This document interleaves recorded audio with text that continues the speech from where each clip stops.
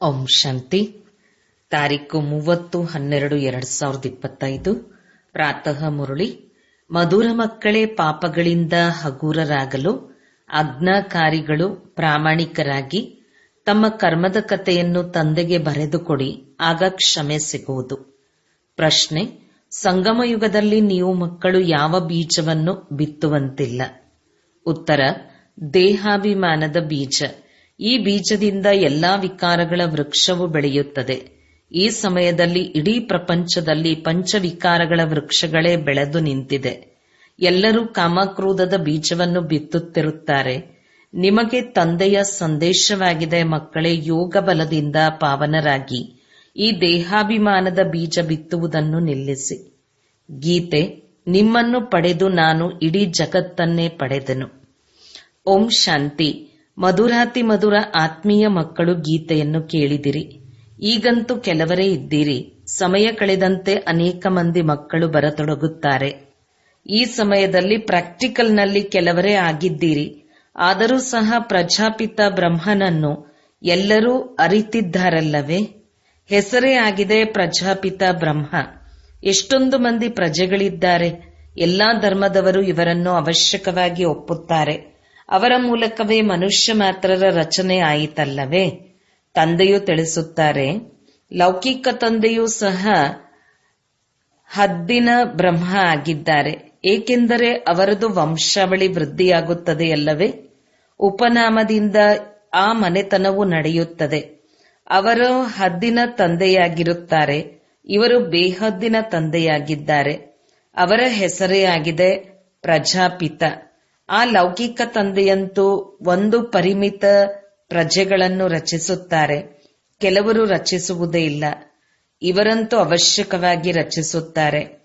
ಪ್ರಜಾಪಿತ ಬ್ರಹ್ಮನಿಗೆ ಸಂತಾನರಿಲ್ಲವೆಂದು ಕೆಲವರು ಹೇಳುತ್ತಾರೆ. ಇಡೀ ಪ್ರಪಂಚವೇ ಇವರ ಸಂತಾನವಾಗಿದೆ. ಮೊಟ್ಟ ಮೊದಲಿಗರು ಪ್ರಜಾಪಿತ ಬ್ರಹ್ಮ ಆಗಿದ್ದಾರೆ. ಮುಸಲ್ಮಾನರು ಸಹ ಆದಂ ಬೀಬಿ ಎಂದು ಹೇಳುತ್ತಾರೆ. ಅಂದ ಮೇಲೆ ಅವಶ್ಯಕವಾಗಿ ಯಾರಿಗಾದರೂ ಹೇಳುತ್ತಿರಬೇಕಲ್ಲವೇ? ಆಡಮ್, ಈವ್, ಆದಿದೇವ, ಆದಿದೇವಿ ಇವೆಲ್ಲ ಹೆಸರುಗಳನ್ನು ಈ ಪ್ರಜಾಪಿತ ಬ್ರಹ್ಮರವರಿಗೆ ಹೇಳುತ್ತಾರೆ. ಎಲ್ಲಾ ಧರ್ಮದವರು ಇವರನ್ನು ಒಪ್ಪುತ್ತಾರೆ. ಅವಶ್ಯಕವಾಗಿ ಒಬ್ಬರು ಲೌಕಿಕ ತಂದೆ, ಇನ್ನೊಬ್ಬರು ಪಾರಲೌಕಿಕ ತಂದೆ ಇದ್ದಾರೆ. ಈ ಪಾರಲೌಕಿಕ ತಂದೆಯು ಬೇಹದ್ದಿನ ಸುಖವನ್ನು ಕೊಡುವವರಾಗಿದ್ದಾರೆ. ನೀವು ಪುರುಷಾರ್ಥವನ್ನು ಸಹ ಬೇಹದ್ದಿನ ಸ್ವರ್ಗದ ಸುಖಕ್ಕಾಗಿಯೇ ಮಾಡುತ್ತೀರಿ. ಇಲ್ಲಿ ಬೇಹದ್ದಿನ ತಂದೆಯಿಂದ ಬೇಹದ್ದಿನ ಸುಖದ ಆಸ್ತಿಯನ್ನು ಪಡೆಯಲು ಬಂದಿದ್ದೀರಿ. ಸ್ವರ್ಗದಲ್ಲಿ ಬೇಹದ್ದಿನ ಸುಖ, ನರಕದಲ್ಲಿ ಬೇಹದ್ದಿನ ದುಃಖವೆಂದು ಹೇಳಬಹುದು. ಇನ್ನು ಬಹಳಷ್ಟು ದುಃಖವು ಬರಲಿದೆ. ಅಯ್ಯೋ ಅಯ್ಯೋ ಎನ್ನುತ್ತಿರುತ್ತಾರೆ. ತಂದೆಯು ನಿಮಗೆ ಇಡೀ ವಿಶ್ವದ ಆದಿ ಮಧ್ಯ ಅಂತ್ಯದ ರಹಸ್ಯವನ್ನು ತಿಳಿಸಿದ್ದಾರೆ. ನೀವು ಮಕ್ಕಳು ಸನ್ಮುಖದಲ್ಲಿ ಕುಳಿತಿದ್ದೀರಿ ಮತ್ತು ಪುರುಷಾರ್ಥವನ್ನು ಮಾಡುತ್ತೀರಿ. ಇವರು ಮಾತಾಪಿತಾ ಇಬ್ಬರೂ ಆದರಲ್ಲವೇ? ಎಷ್ಟೊಂದು ಮಂದಿ ಮಕ್ಕಳಿದ್ದೀರಿ. ಬೇಹದ್ದಿನ ಮಾತಾಪಿತರೊಂದಿಗೆ ಎಂದೂ ಯಾವುದೇ ಶತ್ರುತ್ವವನ್ನು ಇಟ್ಟುಕೊಳ್ಳುವುದಿಲ್ಲ. ಮಾತಾಪಿತರಿಂದ ಎಷ್ಟೊಂದು ಸುಖ ಸಿಗುತ್ತದೆ. ಆದ್ದರಿಂದ ನೀವು ಮಾತಾಪಿತಾ ಬಂಧುಶ್ಚ ಸಖ ಎಂದು ಹಾಡುತ್ತಾರೆ. ಇದನ್ನು ನೀವು ಮಕ್ಕಳೇ ತಿಳಿದುಕೊಂಡಿದ್ದೀರಿ. ಅನ್ಯ ಧರ್ಮದವರೆಲ್ಲರೂ ತಂದೆಯೆಂದೇ ಕರೆಯುತ್ತಾರೆ, ಮಾತಾಪಿತರೆಂದು ಹೇಳುವುದಿಲ್ಲ. ಕೇವಲ ಇಲ್ಲಷ್ಟೇ ನೀವು ಮಾತಾಪಿತಾ, ನಾನು ನಿಮ್ಮ ಬಾಲಕ ಎಂದು ಹಾಡುತ್ತಾರೆ. ನಾವು ಓದಿ ಮನುಷ್ಯರಿಂದ ದೇವತೆ, ಮುಳ್ಳುಗಳಿಂದ ಹೂಗಳಾಗುತ್ತೇವೆಂದು ನೀವು ಮಕ್ಕಳು ತಿಳಿದುಕೊಂಡಿದ್ದೀರಿ. ತಂದೆಯು ಅಂಬಿಗನೂ ಆಗಿದ್ದಾರೆ, ಹೂತೋಟದ ಮಾಲೀಕನೂ ಆಗಿದ್ದಾರೆ. ಉಳಿದಂತೆ ನೀವು ಬ್ರಾಹ್ಮಣರೆಲ್ಲರೂ ಅನೇಕ ಪ್ರಕಾರದ ಮಾಲಿಗಳಾಗಿದ್ದೀರಿ. ಮುಘಲ್ ಗಾರ್ಡನ್ನ ಮಾಲಿಯೂ ಇರುತ್ತಾರಲ್ಲವೇ? ಅವರ ಸಂಬಳ ಅಷ್ಟೇ ಚೆನ್ನಾಗಿರುತ್ತದೆ. ಮಾಲಿಗಳಲ್ಲಿಯೂ ನಂಬರ್ವಾರ್ ಇರುತ್ತಾರೆ. ಕೆಲವರು ಎಷ್ಟು ಒಳ್ಳೊಳ್ಳೆಯ ಹೂಗಳನ್ನು ಬೆಳೆಸುತ್ತಾರೆ. ಹೂಗಳಲ್ಲಿ ರಾಜಾ ಹೂವು ಸಹ ಇರುತ್ತದೆ. ಸತ್ಯಯುಗದಲ್ಲಿ ರಾಜ ರಾಣಿ ಹೂಗಳು ಇರುತ್ತವೆಯಲ್ಲವೇ? ಇಲ್ಲಿ ಬಲೆ ಮಹಾರಾಜ ಮಹಾರಾಣಿ ಇದ್ದಾರೆ, ಆದರೆ ಹೂಗಳಾಗಿಲ್ಲ. ಪತೀತರಾಗುವುದರಿಂದ ಮುಳ್ಳುಗಳಂತಾಗಿ ಬಿಡುತ್ತಾರೆ. ಮಾರ್ಗದಲ್ಲಿ ನಡೆಯುತ್ತಾ ನಡೆಯುತ್ತಾ ಮುಳ್ಳನ್ನು ಚುಚ್ಚಿ ಓಡಿ ಹೋಗುತ್ತಾರೆ. ಅಜಾಮಿಳರೆಂದು ಅವರಿಗೆ ಹೇಳಲಾಗುತ್ತದೆ. ಎಲ್ಲದಕ್ಕಿಂತ ಹೆಚ್ಚು ಭಕ್ತಿಯನ್ನು ನೀವು ಮಾಡುತ್ತೀರಿ. ವಾಮ ಮಾರ್ಗದಲ್ಲಿ ಇಳಿಯುವ ಚಿತ್ರಗಳನ್ನು ನೋಡಿ, ಎಷ್ಟು ಕೆಟ್ಟದಾಗಿ ತೋರಿಸಿದ್ದಾರೆ. ದೇವತೆಗಳ ಚಿತ್ರವನ್ನೇ ತೋರಿಸಿದ್ದಾರೆ. ಈಗ ಅವು ವಾಮ ಮಾರ್ಗದ ಚಿತ್ರಗಳಾಗಿವೆ. ಈಗ ನೀವು ಮಕ್ಕಳು ಇವೆಲ್ಲ ಮಾತುಗಳನ್ನು ತಿಳಿದುಕೊಂಡಿದ್ದೀರಿ. ನೀವೀಗ ಬ್ರಾಹ್ಮಣರಾಗಿದ್ದೀರಿ. ವಿಕಾರಗಳಿಂದ ಬಹಳ ದೂರ ದೂರ ಹೋಗುತ್ತೀರಿ. ಬ್ರಾಹ್ಮಣರಲ್ಲಿ ಸಹೋದರ ಸಹೋದರಿಯರ ಜೊತೆ ವಿಕಾರದಲ್ಲಿ ಹೋಗುವುದು ಬಹಳ ದೊಡ್ಡ ವಿಕಾರಿ ದೃಷ್ಟಿ ಆಗಿಬಿಡುವುದು. ಹೆಸರೇ ಹಾಳಾಗಿ ಬಿಡುತ್ತದೆ. ಆದ್ದರಿಂದ ಬಾಲ್ಯದಿಂದಲೇ ಏನಾದರೂ ಕೆಟ್ಟ ಕೆಲಸಗಳನ್ನು ಮಾಡಿದ್ದರೆ ಅದನ್ನು ತಂದೆಗೆ ತಿಳಿಸಿರಿ. ಆಗ ಅರ್ಧ ಪಾಪವು ಕಡಿಮೆಯಾಗುತ್ತದೆ. ನೆನಪಂತೂ ಇರುತ್ತದೆಯಲ್ಲವೇ? ಇಂತಹ ಸಮಯದಲ್ಲಿ ನಾವು ಇಂತಹ ಕೆಟ್ಟ ಕೆಲಸವನ್ನು ಮಾಡಿದ್ದೆವು ಎಂದು ತಂದೆಗೆ ಬರೆದು ಕೊಡುತ್ತಾರೆ. ಯಾರು ಬಹಳ ಆಜ್ಞಾಕಾರಿಗಳು ಪ್ರಾಮಾಣಿಕರಾಗಿರುವರೋ ಅವರು, ಬಾಬಾ, ನಾವು ಇಂತಿಂತಹ ಕೆಟ್ಟ ಕೆಲಸಗಳನ್ನು ಮಾಡಿದೆವು, ಕ್ಷಮೆ ಮಾಡಿ ಎಂದು ತಂದೆಗೆ ಬರೆದು ಕೊಡುತ್ತಾರೆ. ತಂದೆಯೂ ತಿಳಿಸುತ್ತಾರೆ, ಕ್ಷಮೆಯಂತೂ ಸಿಗುವುದಿಲ್ಲ. ಆದರೆ ಸತ್ಯವಾಗಿ ತಿಳಿಸುತ್ತೀರೆಂದರೆ ಅದು ಹಗೂರವಾಗಿ ಬಿಡುವುದು. ಹಾಗೆಂದು ಮರೆತು ಹೋಗುತ್ತೇವೆ ಎಂದಲ್ಲ, ಮರೆಯಲು ಸಾಧ್ಯ ಇಲ್ಲ. ಮುಂದೆ ಇಂತಹ ಯಾವುದೇ ಕರ್ಮ ಆಗಬಾರದು. ಅದಕ್ಕಾಗಿ ಎಚ್ಚರಿಕೆ ನೀಡುತ್ತೇನೆ. ಬಾಕಿ ಮನಸ್ಸಂತೂ ಅವಶ್ಯಕವಾಗಿ ತಿನ್ನುತ್ತದೆ. ಬಾಬಾ, ನಾವಂತೂ ಅಜಾಮಿಳರಾಗಿದ್ದೆವು ಎಂದು ಹೇಳುತ್ತಾರೆ. ಇದೇ ಜನ್ಮದ ಮಾತಾಗಿದೆ. ಇದನ್ನೂ ಸಹ ಈಗ ನೀವು ತಿಳಿದುಕೊಂಡಿದ್ದೀರಿ. ಯಾವಾಗಿನಿಂದ ವಾಮ ಮಾರ್ಗದಲ್ಲಿ ಬಂದು ಪಾಪಾತ್ಮರಾಗಿದ್ದೀರಿ. ಈಗ ತಂದೆಯು ಪುನಃ ನಮ್ಮನ್ನು ಪುಣ್ಯಾತ್ಮರನ್ನಾಗಿ ಮಾಡುತ್ತಾರೆ. ಪುಣ್ಯಾತ್ಮರ ಪ್ರಪಂಚವೇ ಬೇರೆಯಾಗಿದೆ. ಬಲೆ ಪ್ರಪಂಚವು ಒಂದೇ ಆಗಿದೆ. ಆದರೆ ಈಗ ನಿಮಗೆ ಅರ್ಥವಾಗಿದೆ. ಇದರಲ್ಲಿ 2 ಭಾಗಗಳಿವೆ. ಒಂದು ಪುಣ್ಯಾತ್ಮರ ಪ್ರಪಂಚ, ಅದಕ್ಕೆ ಸ್ವರ್ಗವೆಂದು ಹೇಳಲಾಗುತ್ತದೆ. ಇನ್ನೊಂದು ಪಾಪಾತ್ಮರ ಪ್ರಪಂಚ, ಯಾವುದಕ್ಕೆ ನರಕ ದುಃಖಧಾಮವೆಂದು ಹೇಳಲಾಗುತ್ತದೆ. ದುಃಖದ ಪ್ರಪಂಚ ಮತ್ತು ಸುಖದ ಪ್ರಪಂಚ. ದುಃಖದ ಪ್ರಪಂಚದಲ್ಲಿ ಎಲ್ಲರೂ ಸಹ ನಮ್ಮನ್ನು ಮುಕ್ತಗೊಳಿಸಿ ಮನೆಗೆ ಕರೆದುಕೊಂಡು ಹೋಗಿ ಎಂದು ಚೀರಾಡುತ್ತಿರುತ್ತಾರೆ. ಇದನ್ನೂ ಸಹ ಮಕ್ಕಳು ತಿಳಿದುಕೊಂಡಿದ್ದೀರಿ. ಮನೆ ಪರಮಧಾಮದಲ್ಲಿ ಹೋಗಿ ಕುಳಿತು ಬಿಡುವಂತಿಲ್ಲ. ಮತ್ತೆ ಪಾತ್ರವನ್ನು ಅಭಿನಯಿಸಲು ಬರಬೇಕಾಗಿದೆ. ಈ ಸಮಯದಲ್ಲಿ ಇಡೀ ಪ್ರಪಂಚವೇ ಪತೀತವಾಗಿದೆ. ಈಗ ತಂದೆಯ ಮೂಲಕ ನೀವು ಪಾವನರಾಗುತ್ತೀರಿ. ಲಕ್ಷ್ಯವು ಸನ್ಮುಖದಲ್ಲಿದೆ. ಮತ್ಯಾರೂ ಸಹ ನಾವು ಈ ರೀತಿಯಾಗುತ್ತಿದ್ದೇವೆಂದು ಗುರಿ ಧ್ಯೇಯವನ್ನು ತೋರಿಸುವುದಿಲ್ಲ. ತಂದೆಯು ತಿಳಿಸುತ್ತಾರೆ, ಮಕ್ಕಳೇ, ನೀವು ಇಷ್ಟು ಶ್ರೇಷ್ಠರಾಗಿದ್ದೀರಿ. ಈಗ ಇಲ್ಲ. ಪೂಜ್ಯರಾಗಿದ್ದೀರಿ. ಈಗ ಪೂಜಾರಿಗಳಾಗಿ ಬಿಟ್ಟಿದ್ದೀರಿ. ಈಗ ಪುನಃ ಪೂಜ್ಯರಾಗಲು ಪುರುಷಾರ್ಥ ಮಾಡಬೇಕು. ತಂದೆಯು ಎಷ್ಟು ಚೆನ್ನಾಗಿ ಪುರುಷಾರ್ಥ ಮಾಡಿಸುತ್ತಾರೆ. ನಾನು ರಾಜಕುಮಾರನಾಗುತ್ತೇನೆ ಎಂದು ಈ ಬ್ರಹ್ಮ ತಂದೆಯು ತಿಳಿದುಕೊಳ್ಳುತ್ತಾರಲ್ಲವೇ? ಇವರು ಮೊಟ್ಟ ಮೊದಲಿಗನಾಗಿದ್ದಾರೆ. ಆದರೂ ಸಹ ಪ್ರತಿ ಸಮಯ ನೆನಪು ಇರುವುದಿಲ್ಲ, ಮರೆತು ಹೋಗುತ್ತಾರೆ. ಯಾರೆಷ್ಟಾದರೂ ಪರಿಶ್ರಮ ಪಡಲಿ, ಆದರೆ ಇನ್ನೂ ಆ ಸ್ಥಿತಿಯು ಬರುವುದಿಲ್ಲ. ಯಾವಾಗ ಯುದ್ಧದ ಸಮಯವು ಬರುವುದೋ ಆಗ ಕರ್ಮಾತೀತ ಸ್ಥಿತಿ ಆಗುವುದು. ಪುರುಷಾರ್ಥವನ್ನಂತೂ ಎಲ್ಲರೂ ಮಾಡಬೇಕು ಅಲ್ಲವೇ? ಈ ಬ್ರಹ್ಮರವರು ಸಹ ಮಾಡಬೇಕಾಗಿದೆ. ನೀವು ತಿಳಿಸುತ್ತೀರಿ, ಚಿತ್ರದಲ್ಲಿ ನೋಡಿ, ತಂದೆಯ ಚಿತ್ರವು ಎಲ್ಲಿದೆ? ಒಮ್ಮೆಲೆ ವೃಕ್ಷದ ಕೊನೆಯಲ್ಲಿ ನಿಂತಿದ್ದಾರೆ, ಪತೀತ ಪ್ರಪಂಚದಲ್ಲಿ, ಮತ್ತು ಕೆಳಗೆ ತಪಸ್ಸು ಮಾಡುತ್ತಿದ್ದಾರೆ. ಎಷ್ಟು ಸಹಜವಾಗಿ ತಿಳಿಸಿಕೊಡಬಹುದಾಗಿದೆ.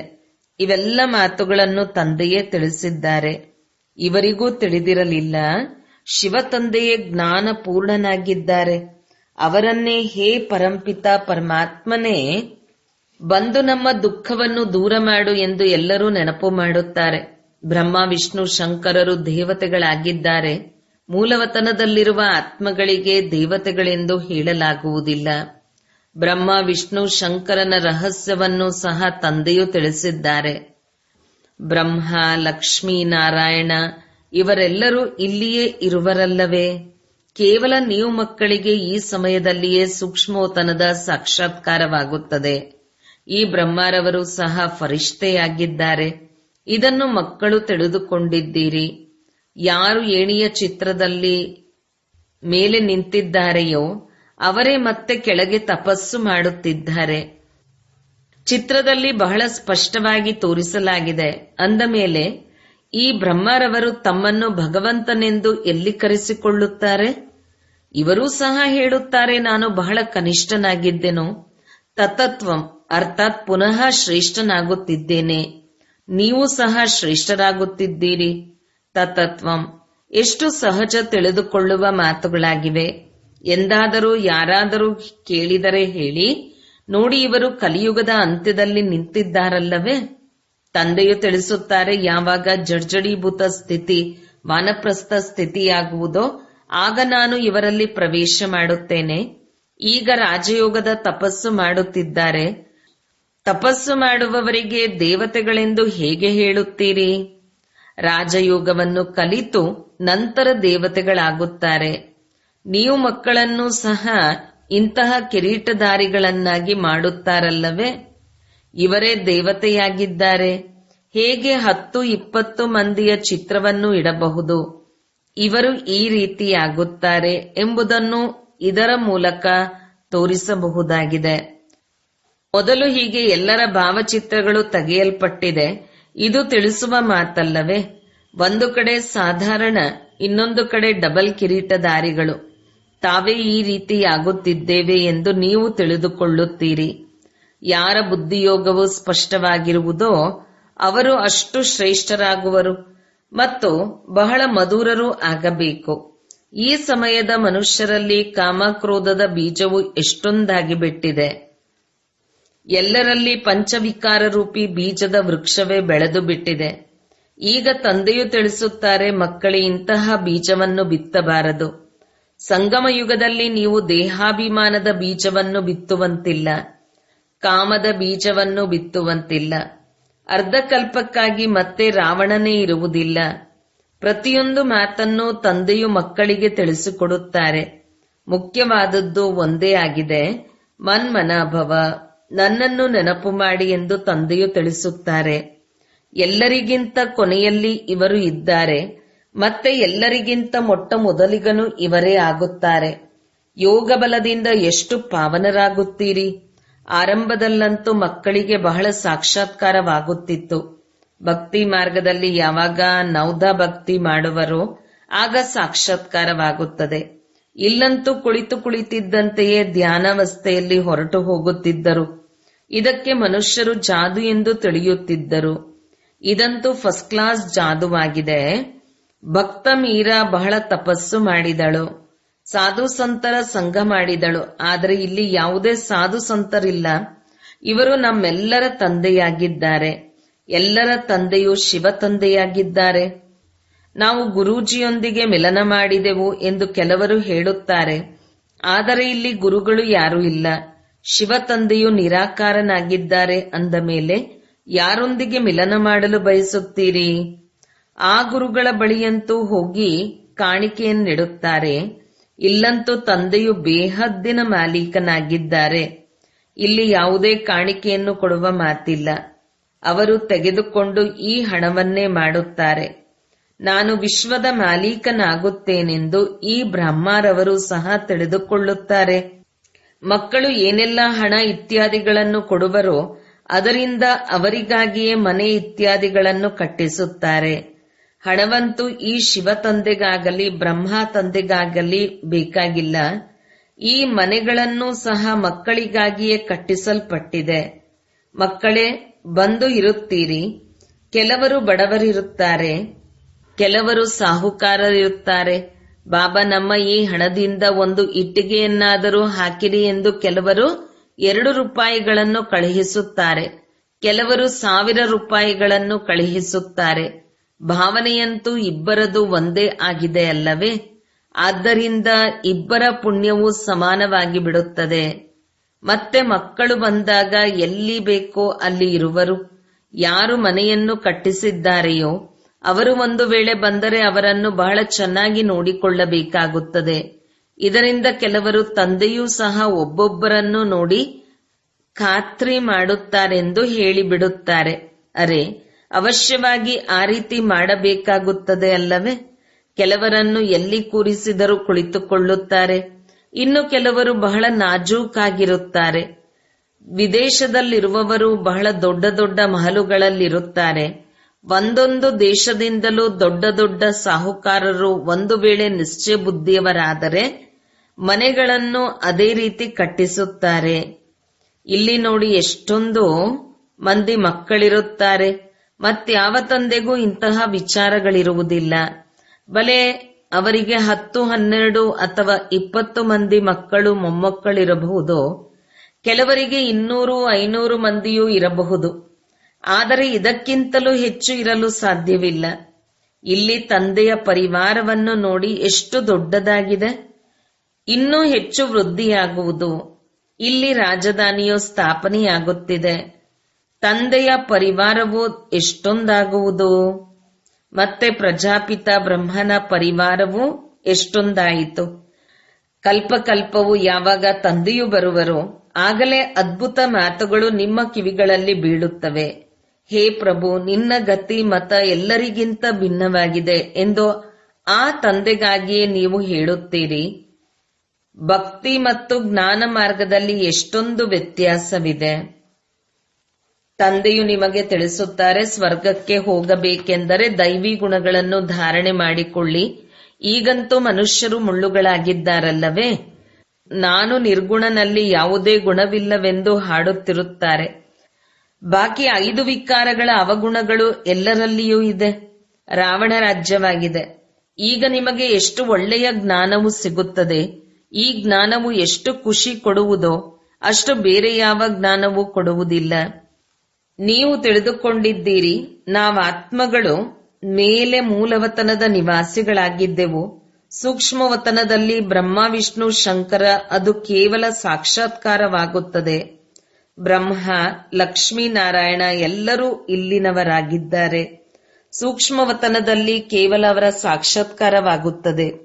ವ್ಯಕ್ತ ಬ್ರಹ್ಮನು ಮತ್ತೆ ಸೂಕ್ಷ್ಮವತನವಾಸಿ ಫರಿಷ್ಠ ಬ್ರಹ್ಮ ಹೇಗಾಗುತ್ತಾರೆ ಎಂಬುದಕ್ಕೆ ಅಲ್ಲಿ ಚಿಹ್ನೆ ಇದೆ, ಬಾಕಿ ಇನ್ನೇನು ಇಲ್ಲ. ಈಗ ನೀವು ಮಕ್ಕಳು ಎಲ್ಲ ಮಾತುಗಳನ್ನು ತಿಳಿದುಕೊಳ್ಳುತ್ತಾ ಹೋಗುತ್ತೀರಿ, ಧಾರಣೆ ಮಾಡಿಕೊಳ್ಳುತ್ತಾ ಹೋಗುತ್ತೀರಿ. ಯಾವುದೇ ಹೊಸ ಮಾತಿಲ್ಲ. ನೀವು ಅನೇಕರಿಗೆ ದೇವತೆಗಳಾಗಿದ್ದೀರಿ. ದೈವಿ ರಾಜ್ಯ ಇತ್ತಲ್ಲವೇ. ಈ ಚಕ್ರವು ಸುತ್ತುತ್ತಿರುತ್ತದೆ. ಹೇಗೆ ವಿನಾಶಿ ನಾಟಕವಿರುತ್ತದೆ ಹಾಗೆಯೇ ಇದು ಅನಾದಿ ಅವಿನಾಶಿ ನಾಟಕವಾಗಿದೆ. ಇದು ನಿಮ್ಮ ವಿನಃ ಮತ್ಯಾರ ಬುದ್ಧಿಯಲ್ಲಿಯೂ ಇಲ್ಲ. ಇದೆಲ್ಲವನ್ನೂ ತಂದೆಯು ತಿಳಿಸಿಕೊಡುತ್ತಾರೆ. ಇದು ಪರಂಪರೆಯಿಂದ ನಡೆದು ಬಂದಿದೆ ಎಂದಲ್ಲ. ಈ ಜ್ಞಾನವನ್ನು ನಿಮಗೆ ಈಗಲೇ ತಿಳಿಸುತ್ತೇನೆ. ನಂತರ ಇದು ಪ್ರಾಯಲೋಪವಾಗಿ ಬಿಡುತ್ತದೆ. ನೀವು ರಾಜ್ಯ ಪದವಿಯನ್ನು ಪ್ರಾಪ್ತಿ ಮಾಡಿಕೊಂಡ ಮೇಲೆ ಸತ್ಯಯುಗದಲ್ಲಿ ಈ ಜ್ಞಾನ ಇರುವುದಿಲ್ಲ. ಒಳ್ಳೆಯದು ಮಧುರಾತಿ ಮಧುರ ಅಗಲಿ ಹೋಗಿ ಮರಳಿ ಸಿಕ್ಕಿರುವ ಮಕ್ಕಳ ಪ್ರತಿ ಮಾತಪಿತಾ ಬಾಬ್ದಾದರವರ ನೆನಪು, ಪ್ರೀತಿ ಹಾಗೂ ಸುಪ್ರಭಾತ. ಆತ್ಮೀಯ ಮಕ್ಕಳಿಗೆ ಆತ್ಮೀಯ ತಂದೆಯ ನಮಸ್ತೆ. ಧಾರಣೆಗಾಗಿ ಮುಖ್ಯ ಸಾರ. ಸದಾ ಸ್ಮೃತಿ ಇರಲಿ, ನಾವೀಗ ಬ್ರಾಹ್ಮಣರಾಗಿದ್ದೇವೆ. ಆದ್ದರಿಂದ ವಿಕಾರಗಳಿಂದ ಬಹಳ ಬಹಳ ದೂರವಿರಬೇಕು. ಎಂದು ಕುದೃಷ್ಟಿಯಾಗಬಾರದು. ತಂದೆಯೊಂದಿಗೆ ಬಹಳ ಬಹಳ ಆಜ್ಞಾಕಾರಿ ಪ್ರಾಮಾಣಿಕರಾಗಿರಬೇಕು. 2. ಡಬಲ್ ಕಿರೀಟಧಾರಿ ದೇವತೆಗಳಾಗಲು ಬಹಳ ಮಧುರರಾಗಬೇಕು. ಬುದ್ಧಿಯೋಗವು ಸ್ಪಷ್ಟವಾಗಿ ಇರಬೇಕು. ರಾಜಯೋಗದ ತಪಸ್ಸು ಮಾಡಬೇಕು. ವರದಾನ: ಸದಾ ಬೇಹದ್ದಿನ ಸ್ಥಿತಿಯಲ್ಲಿ ಸ್ಥಿತರಾಗುವಂತಹ ಬಂಧನ ಮುಕ್ತ ಜೀವನ್ಮುಕ್ತ ಭವ. ದೇಹಾಭಿಮಾನ ಸೀಮಿತ ಸ್ಥಿತಿಯಾಗಿದೆ. ದೇಹಿ ಅಭಿಮಾನಿಗಳಾಗುವುದು ಬೇಹದ್ದಿನ ಸ್ಥಿತಿಯಾಗಿದೆ. ದೇಹದಲ್ಲಿ ಬರುವುದರಿಂದ ಅನೇಕ ಕರ್ಮದ ಬಂಧನಗಳಲ್ಲಿ ಬರಬೇಕಾಗುತ್ತದೆ. ಆದರೆ ಯಾವಾಗ ದೇಹಿ ಆಗಿ ಬಿಡುವಿರಿ ಆಗ ಎಲ್ಲ ಬಂಧನಗಳು ಸಮಾಪ್ತಿಯಾಗಿ ಬಿಡುವುದು. ಹೇಗೆ ಹೇಳಲಾಗುತ್ತದೆ, ಬಂಧನ ಮುಕ್ತರೇ ಜೀವನ್ಮುಕ್ತರು ಎಂದು. ಈ ರೀತಿ ಯಾರು ಬೇಹದ್ದಿನ ಸ್ಥಿತಿಯಲ್ಲಿ ಸ್ಥಿತರಾಗಿರುತ್ತಾರೆ ಅವರು ಜಗತ್ತಿನ ವಾಯುಮಂಡಲ, ವೈಬ್ರೇಷನ್, ತಮೋಗುಣಿ ವೃತ್ತಿಗಳು, ಮಾಯೆಯ ವಾರ್ ಇದೆಲ್ಲದರಿಂದ ಮುಕ್ತರಾಗಿ ಬಿಡುತ್ತಾರೆ. ಇದಕ್ಕೆ ಹೇಳಲಾಗುವುದು ಜೀವನ್ಮುಕ್ತ ಸ್ಥಿತಿ. ಇದರ ಅನುಭವವನ್ನು ಸಂಗಮ ಯುಗದಲ್ಲಿಯೇ ಮಾಡಬೇಕು. ಸ್ಲೋಗನ್: ನಿಶ್ಚಯ ಬುದ್ಧಿಯ ಚಿಹ್ನೆ ನಿಶ್ಚಿತ ವಿಜಯ ಮತ್ತು ನಿಶ್ಚಿಂತ. ಅವರ ಬಳಿ ವ್ಯರ್ಥ ಬರಲು ಸಾಧ್ಯವಿಲ್ಲ. ಅವ್ಯಕ್ತ ಸೂಚನೆ. ಈಗ ಸಂಪನ್ನ ಅಥವಾ ಕರ್ಮಾತೀತರಾಗುವುದರಲ್ಲಿ ತತ್ಪರರಾಗಿರಿ. ಕರ್ಮಗಳ ಗುಹ್ಯಗತಿಯನ್ನು ತಿಳಿದುಕೊಂಡು ಅರ್ಥಾತ್ ತ್ರಿಕಾಲದರ್ಶಿಯಾಗಿ ಪ್ರತಿ ಕರ್ಮವನ್ನು ಮಾಡಿ ಆಗಲೇ ಕರ್ಮಾತೀತರಾಗಲು ಸಾಧ್ಯ. ಒಂದು ವೇಳೆ ಚಿಕ್ಕ ಚಿಕ್ಕ ತಪ್ಪುಗಳು ಸಂಕಲ್ಪ ರೂಪದಲ್ಲಿಯೂ ಆದರೆ ಅವುಗಳ ಲೆಕ್ಕಾಚಾರವು ಬಹಳ ಕಠಿಣವಾಗುತ್ತವೆ. ಅದಕ್ಕೆ ಚಿಕ್ಕ ತಪ್ಪುಗಳನ್ನು ಸಹ ದೊಡ್ಡದೆಂದು ತಿಳಿಯಬೇಕು. ಏಕೆಂದರೆ ಈಗ ಸಂಪೂರ್ಣ ಸ್ಥಿತಿಯ ಸಮೀಪ ಬರುತ್ತಿದ್ದೀರಿ. ಓಂ ಶಾಂತಿ.